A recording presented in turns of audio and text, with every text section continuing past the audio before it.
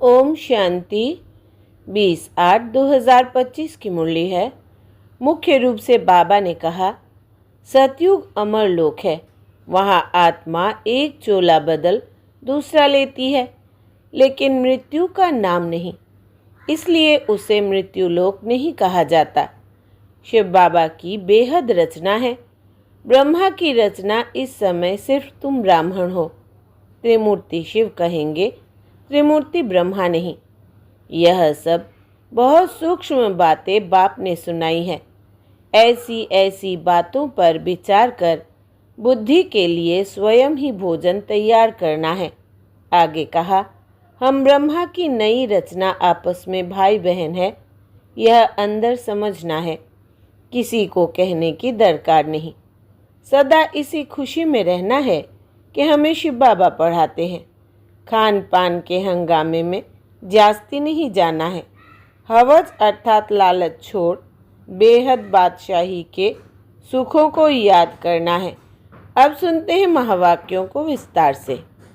बाबा ने कहा, मीठे बच्चे, श्रीमत पर चल, सबको मुक्ति जीवन मुक्ति पाने का रास्ता बताओ। सारा दिन यही धंधा करते रहो। प्रश्न है, बाप ने कौन सी सूक्ष्म बातें सुनाई है जो बहुत समझने की है? उत्तर, सतयुग अमर लोक है। वहाँ आत्मा एक चोला बदल दूसरा लेती है, लेकिन मृत्यु का नाम नहीं, इसलिए उसे मृत्युलोक नहीं कहा जाता। दूसरा, शिव बाबा की बेहद रचना है। ब्रह्मा की रचना इस समय सिर्फ तुम ब्राह्मण हो। त्रिमूर्ति शिव कहेंगे, त्रिमूर्ति ब्रह्मा नहीं।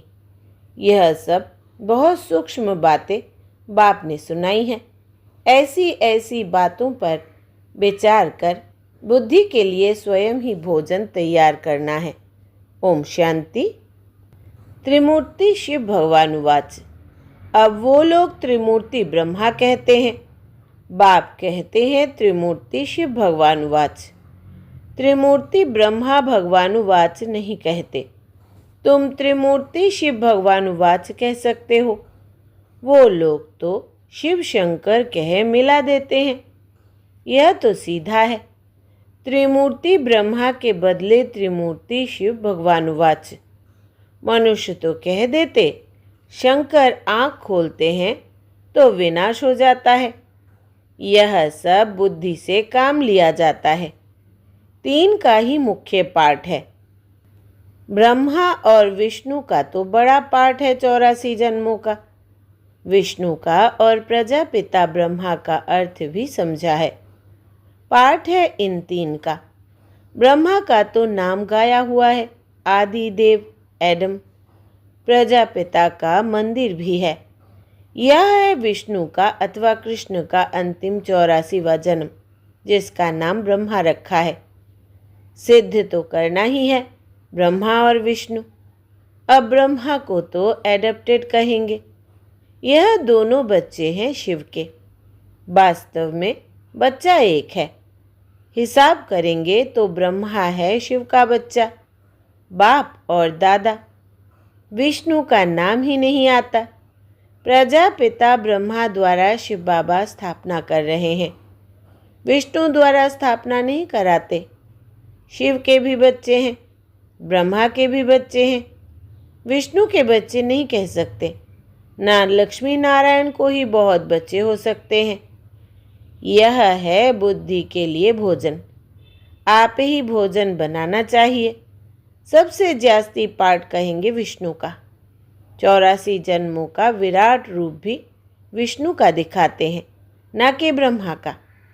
विराट रूप विष्णु का ही बनाते हैं, क्योंकि पहले पहले प्रजापिता ब्रह्मा का नाम धरते हैं। ब्रह्मा का तो बहुत थोड़ा पाठ है, इसलिए विराट रूप विष्णु का दिखाते हैं। चतुर्भुज भी विष्णु का बना देते। वास्तव में यह अलंकार तो तुम्हारे हैं। यह भी बड़ी समझने की बातें हैं, कोई मनुष्य समझा न सके। बाप नए नए तरीके से समझाते रहते हैं। बाप कहते हैं त्रिमूर्ति शिव भगवान वाच, राइट है ना? विष्णु ब्रह्मा और शिव, इसमें भी प्रजापिता ब्रह्मा ही बच्चा है, विष्णु को बच्चा नहीं कहेंगे। भल क्रिएशन कहते हैं, परंतु रचना तो ब्रह्मा की होगी ना, जो फिर भिन्न नाम रूप लेती है। मुख्य पाठ तो उनका है। ब्रह्मा का पाठ भी बहुत थोड़ा है इस समय का। विष्णु का कितना समय राज्य है? सारे झाड़ का बीज रूप है शिव बाबा। उनकी रचना को शालिग्राम कहेंगे। ब्रह्मा की रचना को ब्राह्मण ब्राह्मणियाँ कहेंगे। अब जितना शिव की रचना है उतनी ब्रह्मा की नहीं। शिव की रचना तो बहुत है, सभी आत्माएं उनकी औलाद है। ब्रह्मा की रचना तो सिर्फ तुम ब्राह्मण ही बनते हो। हद में आ गए ना। शिव बाबा की है बेहद की रचना। सभी आत्माएं बेहद की आत्माओं का कल्याण करते हैं। ब्रह्मा द्वारा स्वर्ग की स्थापना करते हैं। तुम ब्राह्मण ही जाकर स्वर्गवासी बनेंगे, और तो कोई को स्वर्गवासी नहीं कहेंगे। निर्वाणवासी अथवा शांति धाम वासी तो सब बनते हैं। सबसे ऊंच सर्विस शिव बाबा की होती है। सभी आत्माओं को ले जाते हैं। सभी का पार्ट अलग अलग है। शिव बाबा भी कहते हैं, मेरा पार्ट अलग है। सबका हिसाब किताब चुकतू कराए तुमको पतित से पावन बनाए ले जाता हूँ। तुम यहाँ मेहनत कर रहे हो पावन बनने के लिए। दूसरे सब कयामत के समय हिसाब किताब चुकतू कर जाएंगे, फिर मुक्ति धाम में बैठे रहेंगे। सृष्टि का चक्र तो फिरना है। तुम बच्चे ब्रह्मा द्वारा ब्राह्मण बन फिर देवता बन जाते हो। तुम ब्राह्मण श्रीमत पर सेवा करते हो, सिर्फ मनुष्यों को रास्ता बताते हो। मुक्ति और जीवन मुक्ति को पाना है तो ऐसे पा सकते हो। दोनों चाबी हाथ में है। यह भी जानते हो कौन कौन मुक्ति में, कौन कौन जीवन मुक्ति में जाएंगे। तुम्हारा सारा दिन यही धंधा है। कोई अनाज आदि का धंधा करते हैं तो बुद्धि में सारा दिन वही रहता है।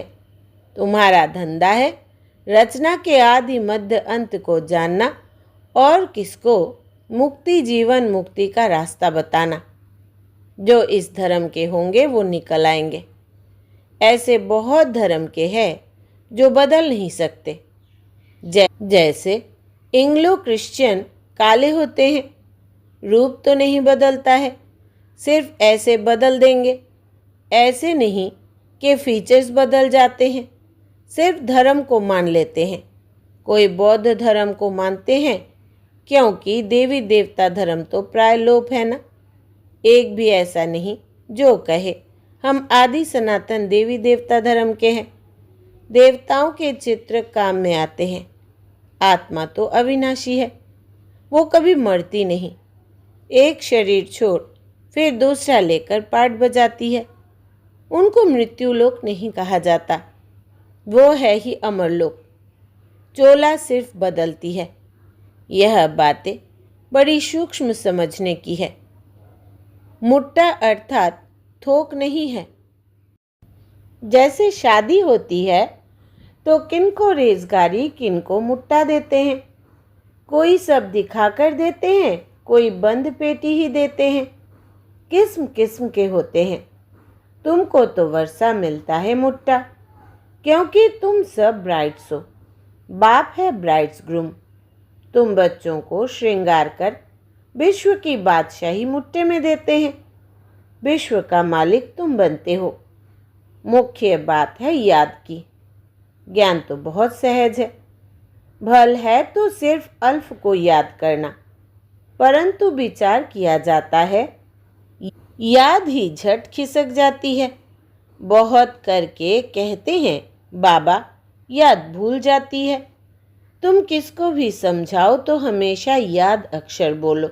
योग अक्षर रॉन्ग है। टीचर को स्टूडेंट की याद रहती है। फादर है सुप्रीम सोल। तुम आत्मा सुप्रीम नहीं हो, तुम हो पतित। अब बाप को याद करो। टीचर को, बाप को, गुरु को याद किया जाता है। गुरु लोग बैठ शास्त्र सुनाएंगे, मंत्र देंगे। बाबा का मंत्र एक ही है, मन मना भव। फिर क्या होगा? मध्याजी भव। तुम विष्णुपुरी में चले जाएंगे। तुम सब तो राजा रानी नहीं बनेंगे। राजा रानी और प्रजा होती है तो मुख्य है त्रिमूर्ति। शिव बाबा के बाद है ब्रह्मा, जो फिर मनुष्य सृष्टि अर्थात ब्राह्मण रचते हैं। ब्राह्मणों को बैठ फिर पढ़ाते हैं। यह नई बात है ना? तुम ब्राह्मण ब्राह्मणियाँ बहन भाई ठहरे। बूढ़े भी कहेंगे हम भाई बहन हैं। यह अंदर में समझना है, किसको फालतू ऐसे कहना नहीं है। भगवान ने प्रजापिता ब्रह्मा द्वारा सृष्टि रची तो भाई बहन हुए ना, जबकि एक प्रजापिता ब्रह्मा के बच्चे हैं। यह समझने की बातें हैं। तुम बच्चों को तो बड़ी खुशी होनी चाहिए। हमको पढ़ाते कौन है? शिव बाबा। त्रिमूर्ति शिव। ब्रह्मा का भी बहुत थोड़ा समय पाठ है। विष्णु का सतयुगी राजधानी में 8 जन्म पाठ चलता है, 8 गद्दियाँ चलती है। ब्रह्मा का तो एक ही जन्म का पाठ है। विष्णु का पाठ बड़ा कहेंगे। त्रिमूर्ति शिव है मुख्य। फिर आता है ब्रह्मा का पाठ, जो तुम बच्चों को विष्णुपुरी का मालिक बनाते हैं। ब्रह्मा से ब्राह्मण सो फिर देवता बनते हैं। तो यह हो गया अलौकिक फादर। थोड़ा समय यह फादर है जिसको अब मानते हैं। आदि देव आदम और बीवी, इनके बगैर सृष्टि कैसे रहेंगे? आदि देव और आदि देवी है ना। ब्रह्मा का पाठ भी सिर्फ संगम समय का है। देवताओं का पाठ तो फिर भी बहुत चलता है। देवताएं भी सिर्फ सतयुग में कहेंगे। त्रेता में क्षत्रिय कहा जाता। यह बड़ी गुह्य गुह्य पॉइंट्स मिलती है। सब तो एक ही समय वर्णन नहीं कर सकते। वो त्रिमूर्ति ब्रह्मा कहते हैं। शिव को उड़ा दिया है। हम फिर त्रिमूर्ति शिव कहते हैं। यह चित्र आदि सब है भक्ति मार्ग के। प्रजा रचते हैं ब्रह्मा द्वारा, फिर तुम देवता बनते हो। विनाश के समय नेचुरल कैलेमिटीज भी आती है। विनाश तो होना ही है। कलयुग के बाद फिर सतयुग होगा। इतने सब शरीरों का विनाश तो होना ही है। सब कुछ प्रैक्टिकल में चाहिए ना। सिर्फ आंख खोलने से थोड़ी हो सकता। जब स्वर्ग गुम होता है तो उस समय भी अर्थक्वेक आदि होती है। तो क्या उस समय भी शंकर आंख ऐसे मीचते हैं? गाते हैं ना, द्वारिका अथवा लंका पानी के नीचे चली गई। अब बाप समझाते हैं, मैं आया हूँ पत्थर बुद्धियों को पारस बुद्धि बनाने। मनुष्य पुकारते हैं, हे पतित पावन आओ, आकर पावन दुनिया बनाओ। परंतु यह नहीं समझते हैं कि अभी कलयुग है, इसके बाद सतयुग आएगा। तुम बच्चों को खुशी में नाचना चाहिए। बैरिस्टर आदि इम्तिहान पास करते हैं तो अंदर में ख्याल करते हैं ना, हम पैसे कमाएंगे, फिर मकान बनाएंगे, यह करेंगे। तो तुम अभी सच्ची कमाई कर रहे हो। स्वर्ग में तुमको सब कुछ नया माल मिलेगा। ख्याल करो, सोमनाथ का मंदिर क्या था? एक मंदिर तो नहीं होगा। उस मंदिर को 2500 वर्ष हुआ। बनाने में टाइम तो लगा होगा। पूजा की होगी, उसके बाद फिर वो लूट कर ले गए। फौरन तो नहीं आए होंगे। बहुत मंदिर होंगे। पूजा के लिए बैठ मंदिर बनाए हैं। अभी तुम जानते हो, बाप को याद करते करते हम गोल्डन एज में चले जाएंगे। आत्मा पवित्र बन जाएगी।